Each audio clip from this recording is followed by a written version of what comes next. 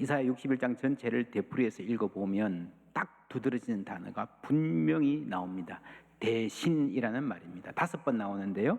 제 대신 화관을, 슬픔 대신 기쁨의 기름을, 근심 대신 찬송의 옷을, 수치 대신 보상을, 능력 대신 몫을 주시는 하나님을 찬송합니다.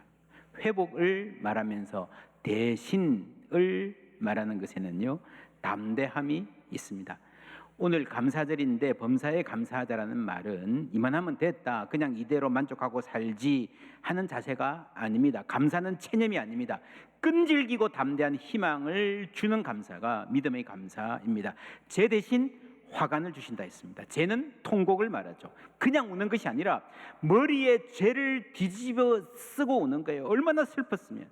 혹은 내가 정말 잘못했다 싶을 때에 옷을 찢고 죄를 뒤집어 쓰고 처절하게 우는 것입니다. 그런데 하나님은 회복해 주시는데 그 죄를 닦아주시고 씻겨주시는 것뿐 아니라 괜찮아 달래주시는 정도가 아니라 화관을 주신다고 했습니다. 화관, 꽃으로 만든 관이죠.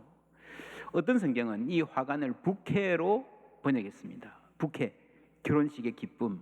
여러분 아시잖아요. 그 결혼식의 온갖 화려함과 기대와 설레임과 축복과 기쁨이 하나로 모인 곳이 바로 부케죠. 그걸 하늘로 던지면 그걸 받기만 해도 뭔가 나에게도 좋은 일이 생길 것 같은 그런 기분. 여러분 그 기쁨이 여기에 있는 겁니다. 그리고 슬픔 대신 기쁨의 기름을 주시고 근심 대신 찬송의 옷을 주신다 그랬습니다. 어떤 성경은 찬송의 망토를 덮어주신다라고 번역했습니다.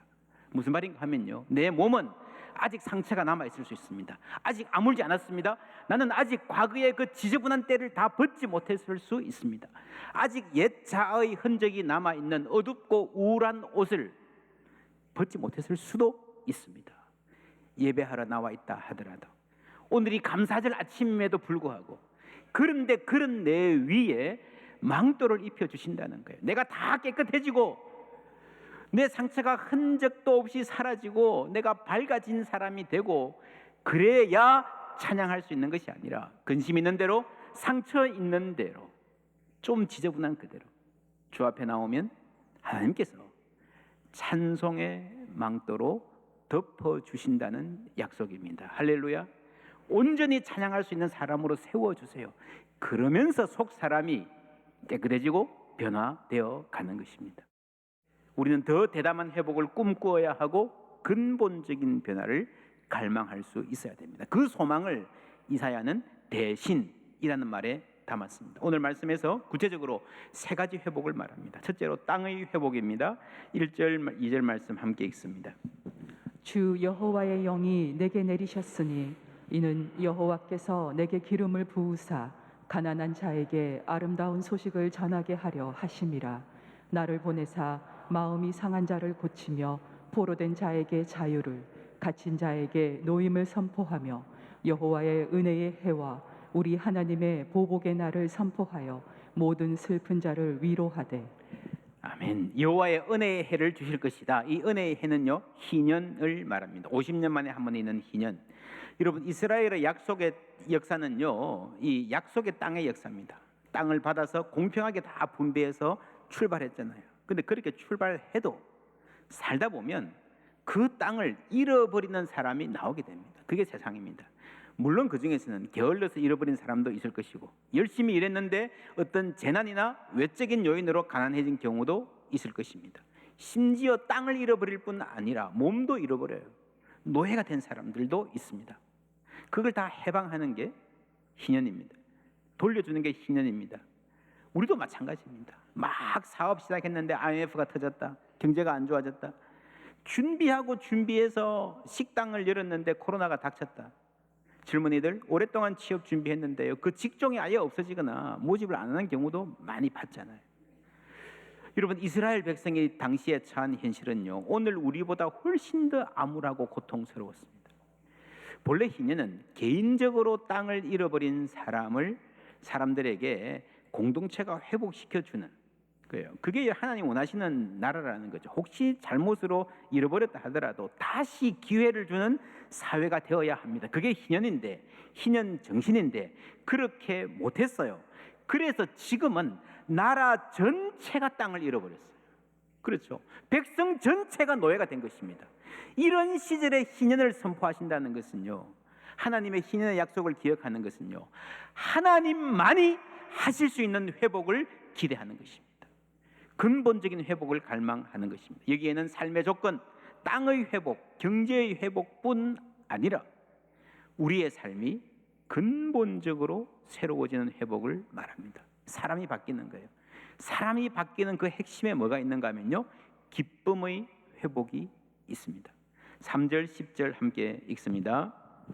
무릇 시온에서 슬퍼하는 자에게 화관을 주어 그 죄를 대신하며 기쁨의 기름으로 그 슬픔을 대신하며 찬송의 옷으로 그 근심을 대신하시고 내가 여호와로 말미암아 크게 기뻐하며 내 영혼이 나의 하나님으로 말미암아 즐거워하리니 이는 그가 구원의 옷을 내게 입히시며 공의의 겉옷을 내게 더하심이 신랑이 사모를 쓰며 신부가 자기 보석으로 단장함 같게 하셨습니다.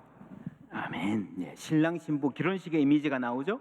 인간의 최고로 기쁜 그 장면을 상상하면서 하나님이 회복시킬 기쁨을 그려보라는 말씀입니다.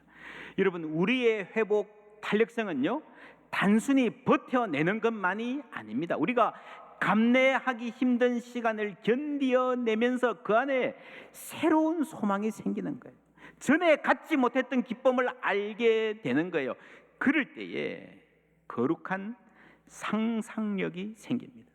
여러분, 그 상상력은요, 창조성을 가져옵니다. 지난 주일에 한국의 자랑, 한국의 특징, 그리고 한국의 과제를 두 가지로 말했던 영상 보았습니다. 기억나십니까? 한국은 회복 탄력성 있는 나라, 창조성 있는 나라이고 그렇게 되어야 한다. 굉장히 잘 뽑은 주제입니다. 지금 우리나라에, 사실 세계 모든 나라에 가장 필요한 게요, 리질리언스와 크리에이티비티, RNC입니다. 여러분 자녀들의 삶에도 지금 당장 성적 잘 받는 것도 좋지만, 중요하지만 잘 살려면 이 회복 탄력성과 창조성이 있어야 됩니다. 이게 여러분 성경의 신앙이 줄 수 있는 겁니다. 여러분 아시죠? 유대인들이 창조성에 있어서는 세계적으로 유명하잖아요. 그리고 성경을 보면요, 분명합니다. 그 창조성은 그냥 생긴 게 아니라 고난의 역사를 말씀 붙들고 통과하는 가운데 생긴 회복 탄력성이에요. RNC, 회복 탄력성과 창조성, 앞으로 살아가는데 정말 필수적인 겁니다. 우리 4절 말씀 함께 읽겠습니다. 그들은 오래 황폐하였던 곳을 다시 쌓을 것이며 옛부터 무너진 곳을 다시 일으킬 것이며 황폐한 성읍 곧 대대로 무너져 있던 것들을 중수할 것이며. 아멘. 오래 황폐하였던 곳, 무슨 말입니까? 여러분, 바벨론 포로들 입장에서 고향에 돌아간다라고 하는 게 어떤 의미였을까요? 고향에 가면 어머니가 김장김치 맛있게 담아놓고 돼지고기 푹 삶아가지고 김치 쭉쭉 찢어가지고 야 무라 입 벌려라, 그런 고향이에요? 아니죠. 어머니 안 계세요. 두 팔 벌리고 환영해줄 아버지도 형제들도 없는 고향 땅입니다. 옛날 집들도 다 사라졌어요. 성은 허물어지고 포도밭은 돌짝밭이 되었고 들짐승과 도적들의 놀이터가 되어버린 그곳. 그런데 거기에 그냥 돌아간다가 아니라, 그 정도 회복이 아니라 거기에 다시 성이 서고 나무가 자라고 오곡백과가 물어있고 아이들이 뛰어놀고 젊은이들은 사랑하고 어른들이 흐뭇한 웃음을 웃는, 해가 뜨고 달이 질 때마다 시냇물 흐르는 소리가 들리는, 여러분 그런 회복을 꿈꾸는 상상력이 여기에 있는 거예요. 그게 이사야가 하는 말입니다. 여러분, 이 상상력은 하나님을 깊이 신뢰하는 사람에게 주시는 복입니다. 브루그만이라고 하는 탁월한 구약학자가 예언자적 상상력이라는 책을 썼습니다. 자문에 보면 비전이 없는 백성은 망한다, 이런 말이 나오죠. 이게 여러분 상상력이라는 거예요. 하나님을 계시를 아는 사람은 상상력이 뛰어나게 됩니다. 이 비전이란 말이 한때 너무 지나치게 유행해서 문제가 된 적이 있습니다. 근데 내 욕심을 비전이란 말했잖아요. 여러분 믿음이 있어도요, 그거를 숫자와 계산으로 자꾸 표현하려고 그러면요, 그게 이 숫자의 세계에 갇혀버립니다.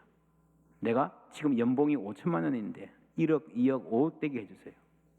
여러분 그 꿈이 크다고 좋은 게 아니에요. 내가 사업의 매출이 5배, 10배 되게 해주세요. 그게 여러분 내가 아파트 샀는데 2배로 오르게 해주세요 하고 뭐가 다릅니까? 그거 불쌍한 일입니다. 그게 허황되어서 불쌍한 것이 아니라 너무 빈약해서 불쌍한 거예요. 교회도 한때 그랬습니다. 우리 교회가 1,000명인데 5,000명 되게 해주세요. 여러분 이거는 왜 나쁜가 하면요, 믿음의 상상력이 없어서 불행한 거예요. 오래 황폐하였던 땅, 여러분 땅이 오래 황폐하면 많은 사람들의 상상력이 말라붙는 거예요. 마음이 좁아지는 겁니다. 여러분 그래서 쫄아붙은 믿음, 황폐해진 상상력을 회복시켜야 정말 회복이 되는 겁니다. 옛날 이스라엘 예언자들은 상상력의 사람들이었습니다. 특별히 이사야서를 보면 얼마나 아름다운 상상력으로, 아름다운 꿈으로 담대한 소망의 선포로 가득 찼는지 정말 놀랍습니다. 이 대림절 기간 동안 우리가 이사야서 함께 묵상하도록 하겠습니다. 이 예언자의 언어에서, 예언서에서 가장 중요한 것은요, 찬송의 언어입니다. 월트 브루그만은 이런 말을 합니다. 송령의 언어, 하나님께 영광 돌리는 찬송을 송령이라 그러거든요. 독설로지. 송령의 언어를 어떻게 제국 속에서 실천할 수 있는지를 묻는 일은 중요하다. 송령이 있는 곳에서만 긍휼이 자랄 수 있는데, 그 까닭은 자명한 원리로 주장되는 이데올로기를, 여러분 그 이데올로기가 뭡니까? 세상은 다 이런 거야, 이렇게 사는 거야, 그게 어른이야, 그게 잘 사는 거야 라고 하는 그 강고한 생각이에요. 그것을 송령이, 찬송이 깨트린다는 거예요. 송령이 있는 곳에서만 정의가 있을 수 있는데, 그러한 노래가 두려움을 활력으로 바꾸기 때문이다. 여러분 세상의 논리를요, 우리가 믿음으로 세상의 언어로 이길 수가 없습니다. 세상의 언어를 배워서 대결할 수가 없습니다. 숫자로 표현된 그 내 꿈이 전부면요, 그거는 아무런 현실의 힘이 없습니다. 찬송은 우리를 상상력의 사람으로 만듭니다. 여러분 때로 찬송 부르다 보면 그럴 때가 있잖아요. 내가 어떻게 이렇게 대단한 찬송을 부르고 있지? 그렇잖아요. 내 입으로 고백하는 거예요. 그리고 그 찬송이 이 답답한 현실에 금이 쩍 가도록 균열을 내는 거예요. 이 현실은 우리에게 숨도 못 쉬도록 몰아붙이는 답답한 현실입니다. 우리 젊은이들이 삶에서 내 인생에 희망은 없어라고 탄식하게 만드는 그런 사고, 그런 이데올로기입니다. 거기에 균열을 내는 게 찬송이라는 거예요. 안 될 거야 라고 말하게 하고, 단념하게 하고, 절망하게 하는, 우리를 질색시키는 그런 사고가 강고해지지만, 보이지만 금이 쩍 가는 거예요. 언제요? 찬송할 때. 할렐루야. 찬송할 때. 첫 번째 회복은 땅의 회복이고요, 두 번째는 기쁨의 회복입니다. 여기에 찬송이 있습니다. 세 번째는 사명의 회복입니다. 6절 말씀 함께 읽습니다. 오직 너희는 여호와의 제사장이라 일컬음을 받을 것이라. 사람들이 너희를 우리 하나님의 봉사자라 할 것이며, 너희가 이방 나라들의 재물을 먹으며 그들의 영광을 얻어 자랑할 것이니라. 할렐루야. 예, 여호와의 제사장, 하나님의 봉사자, 무슨 말입니까? 사명이죠. 출애굽기에서 이미 받았던 사명이죠. 그대로 못 살았는데 하나님이 우리를 회복시키시면 땅을 회복시키시고 경제적인 조건을 회복시킬 뿐 아니라 우리의 기쁨을 회복시키시고 너희 기쁨을 빼앗을 자 없으리라 선포해 주시고, 나아가서 그 위에 사명도 회복시켜 주시는 줄 믿습니다. 그 영광이 하나님의 회복 안에 있는 거예요. 그리고 이 모든 회복이 감사에서 시작됩니다. 감사에서 시작됩니다. 오늘 우리 아까 인사했죠? 두 가지 인사 뭐였습니까? 감사합니다, 행복합니다. 감사해야 행복합니다. 감사가 먼저입니다. 순서 잊지 마십시오. 뭐가 먼저라고요? 감사합니다가 먼저입니다. 나중에 집에 가서 헷갈리지 마십시오. 가나다 순입니다. 감사가 먼저고요, 맨 마지막에 뭐예요? 행복이에요. 우리 행복을 먼저 찾으면요, 조건이 조금만 바뀌어도 그 행복은 증발해 버립니다. 없어져 버립니다. 그러나 감사는 어떤 조건에도 우리가 감사할 수 있잖아요. 그러다 보면 금방 몰라도 디역 니은 디귿 리을 가다 보면 어느새 희역까지 가 있는 거예요. 행복까지 가 있는 거예요. 감사합니다. 행복합니다. 할렐루야. 감사해서 시작하는 거예요. 소개하고 싶은 책이 있습니다. 내 이름은 예쁜 여자입니다. 김희아라는 분의 책입니다. 이분은 3살 되던 해에 대구에 있는 어떤 보육원에 맡겨진, 아마도 부모가 버린 것 같습니다. 그런 아이인데 나면서부터 얼굴에, 왼쪽 얼굴에 보라색 붉은 점이 한 3분의 1 정도를 덮고 있었습니다. 어릴 때부터 별명이 아수라 백작, 괴물, 귀신 그랬습니다. 길을 가는데 저기서 사람이 오면요 늘 속으로 기도하는 게, 하나님 저 사람들이 제발 나를 보지 않고 지나가게 해주세요. 근데 꼭 봐. 그냥 보는 것도 아니고 뚫어지라 보는 사람도 있고, 어떤 사람은 막 지나가면서 막 이렇게 보잖아요. 이렇게. 그리고요 2사람이 이렇게 가다가 한 사람이 보고 한 사람이 못 보면요 그냥 가면 될 텐데, 야야 저 사람 좀 봐 하고 막 놀래고 막 이런, 뭐 얼마나 힘들게 살았는지 모릅니다. 그래서 늘 머리를 기르고 고개를 숙이고 머리털로 얼굴을 가리고 다녔습니다. 새로운 사람을 만나는 게 늘 고역이에요. 학교에서도 반이 바뀔 때마다 키도 작아서 맨 앞에 앉았는데 선생님이 나를 보고 어떻게 반응할까, 그 첫 반응이 너무너무 두려운 거예요. 선생님이 나를 미워하지 않게 해주세요. 이 첫 학년이 될 때마다 그렇게 기도했는데 하나님이 기도를 안 들어주시는 것 같아요.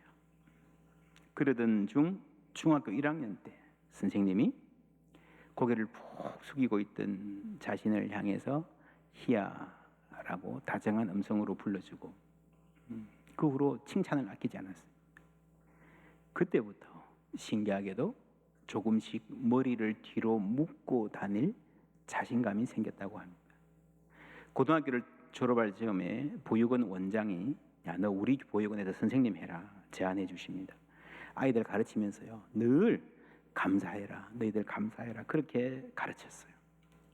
물론 자신도 외모 때문에 이 감사가 너무 힘든데 입으로 억지로 해도 마음으로 안 올 때가 많은데 그 씨름하면서 그렇게 가르쳤어요. 그러다가 이제 선을 보게 됩니다. 화장을 아주 진하게 겹겹이 하고 나가서 고개를 푹 숙이고 대화합니다. 근데 이 남자가 또 만나자 그러는 거예요.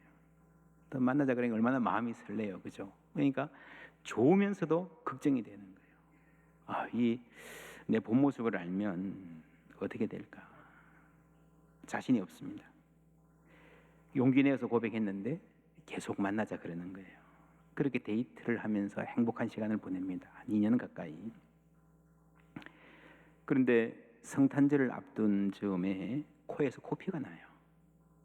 기침만 해도, 하품만 해도, 좀 크게 웃기만 해도요 코피가 막 쏟아져요. 병원에 가보니까 조직 검사 받아보라.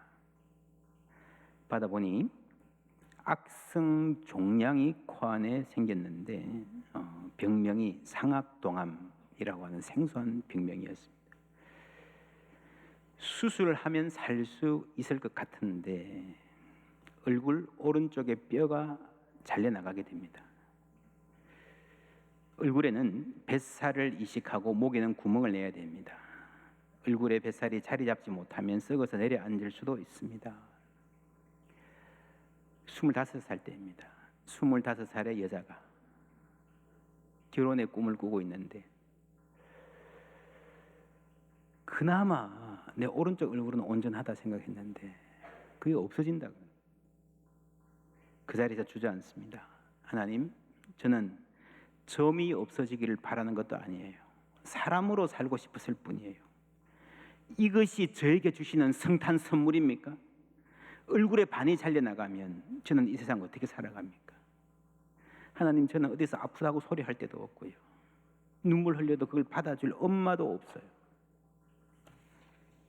그런데 이분이 그 과정을 다 거치고 이렇게 요약해서 상악동암은 생존 확률 10%라고 한다. 그런데도 지금까지 웃으면서 산다는 것은 감사 때문이었다.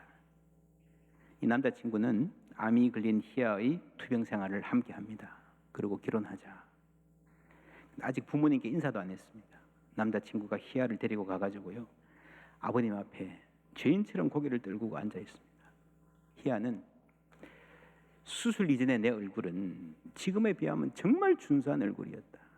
그때 인사하러 올 걸, 그때 허락 받을 걸.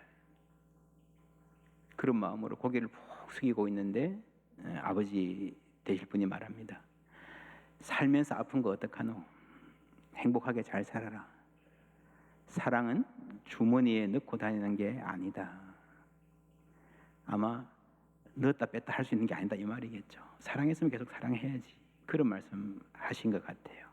승낙해 주셨습니다. 결혼하고 임신을 했는데 한편으로 감사하면서 한편으로 또 두려움이 밀려와요. 나 닮은 아이를 낳으면 어떡하나. 건강하고 예쁜 아이를 낳아서 지금 잘 기르고 있습니다. 하루는 딸과 소꿉놀이를 하는데 딸이 그래요. 엄마, 오늘은 제가 엄마하고 엄마가 아기 하세요. 그러는 거예요. 바꿔서 이제 말합니다. 엄마 배고파. 그러니까 애가 우리 아기 배고파? 맘마 줄게. 조금만 기다려. 근데 그 음성을 듣는데 눈물이 비 오듯 쏟아지는 거예요. 인생 살면서 한 번도 들어보지 못한 엄마의 다정한 음성을 딸의 목소리를 통해서 듣습니다. 엄마 나 아파. 우리 아이 아파. 엄마가 나을 때까지 너를 지켜줄게. 뭐 이렇게 감사하면서 살고 딸에게도 남편에게도 늘 감사하자 말하면서 아이를 키우고 가정을 꾸려갑니다. 한 번은 딸이 이런 글을 썼습니다. 우리 엄마는 왼쪽에 보라색 점이 있고 안면장애 3급이고 엄마가 부끄러울 때도 있지만 늘 긍정적인 우리 엄마가 세상에서 가장 자랑스럽습니다. 엄마 사랑해요. 감사로 세상을 행복하게 하고 싶습니다.